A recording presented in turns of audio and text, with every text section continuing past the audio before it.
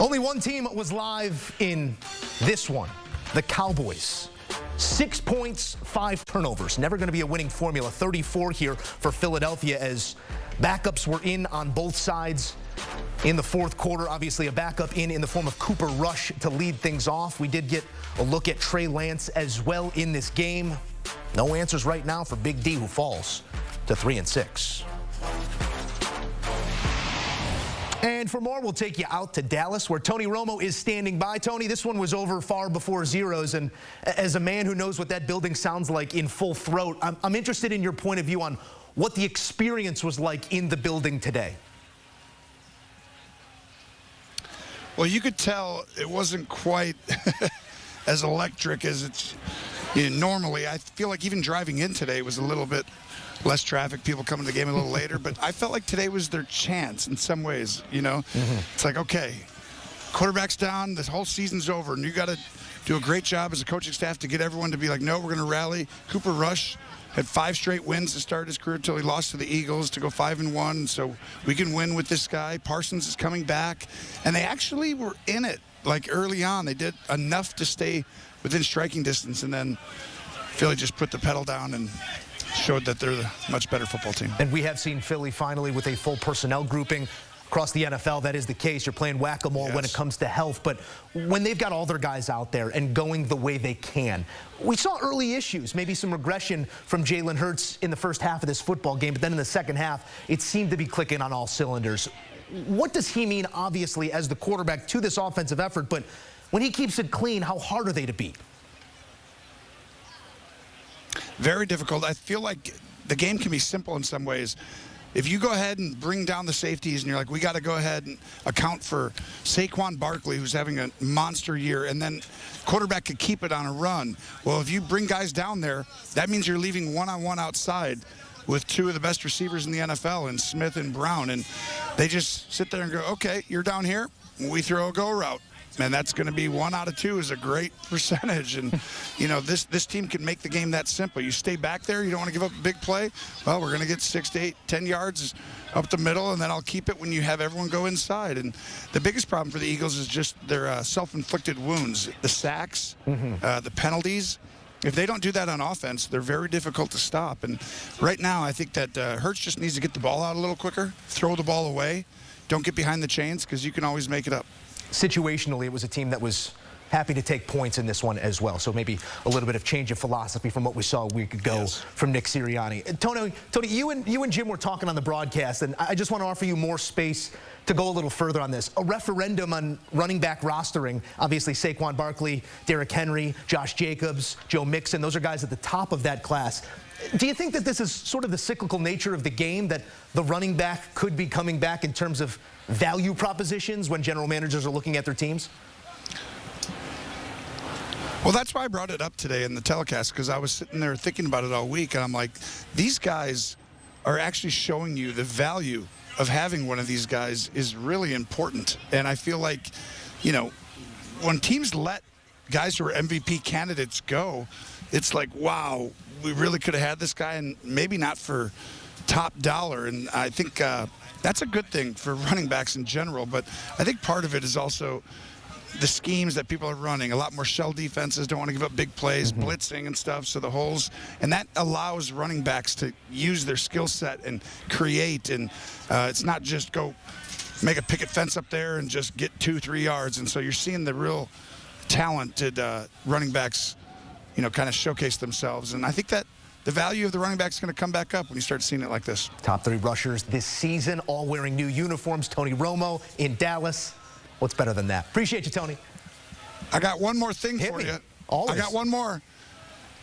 My man, Kid Jay, turned 33 today for CBS. I want to give him a shout out. You the man, Kid Jay. Kid Jay, thanks, a happy birthday. We appreciate the entire team out there on site and in studio. Tony Romo, appreciate you as always. All right, meaning time for celebration in some aspects. Maybe not if you're a Dallas Cowboy fan, but we will celebrate CBS birthdays always.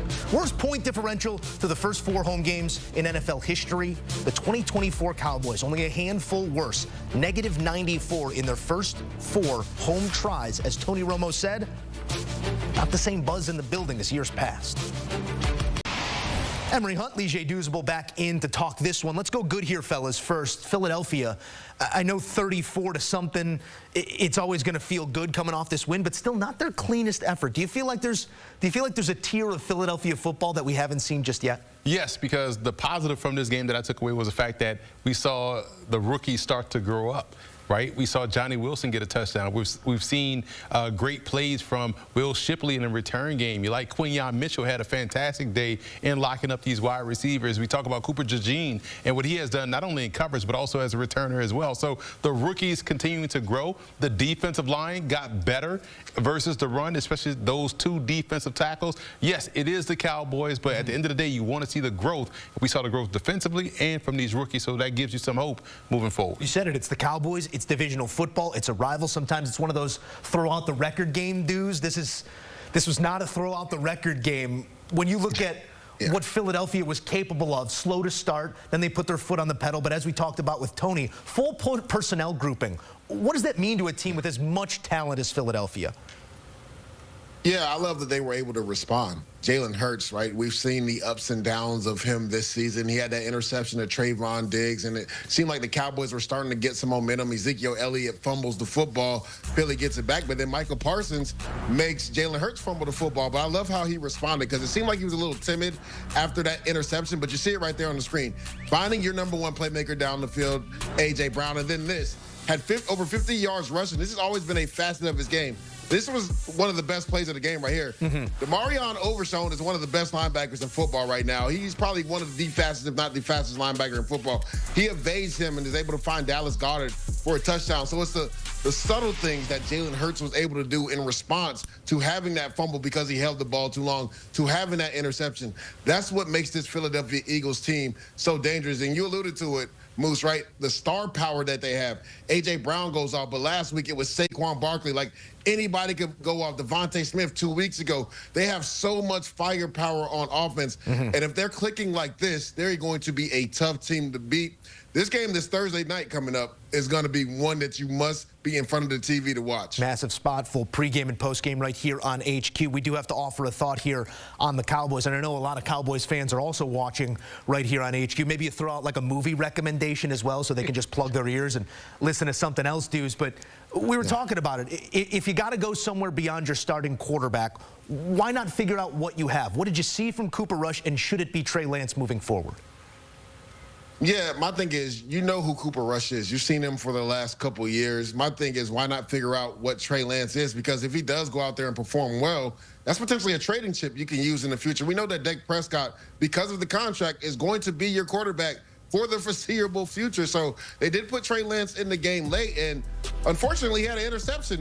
Now, again, he wasn't on the same page with their receiver, Jalen Tolbert, and that happens, right, when you're not getting those starting reps with the starting receivers on the outside. We saw that right there, the quarterback and center exchange. Ball got kind of hot on Cooper Rush. He fumbles the ball that leads to points. So you know who Cooper Rush is. Why not put Trey Lance in the game just to see if you can get some energy, a burst of energy on offense, but more so just to see what you have in Trey Lance. He's been in the system now for going on 2 years. Let's see if he's accustomed to the system, can make plays. Let's see if he's grown since his rookie year when he was with the San Francisco 49ers. Again, you know who Cooper Rush is. The season is most likely lost because Dak Prescott is most likely done for the year. See what you have in Trey Lance.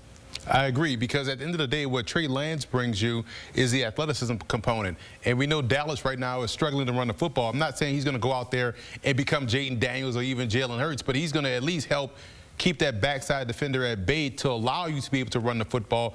I don't even think you get that from Dak Prescott when he's out there on the field, because when you look at Cooper Rush, 13 of 23, 45 American passing yards on Veterans Day weekend. Like, you can't do that in Dallas and with the helmets and everything. The red stripe. Yeah. Exactly. You cannot do that. And so at least with Trey Lance, you know the athleticism could open up our offense, because I feel like Dallas, because of their offense, wasted a solid defensive effort, to be honest, because their defense, you talked about Overshown, Leger, he was outstanding. You look at how fresh Michael Parsons was getting back fresh legs, obviously, but they got plays from the defense, and the defense just got worn down because the offense couldn't pay it forward and get points up on the board. No movie recommendation?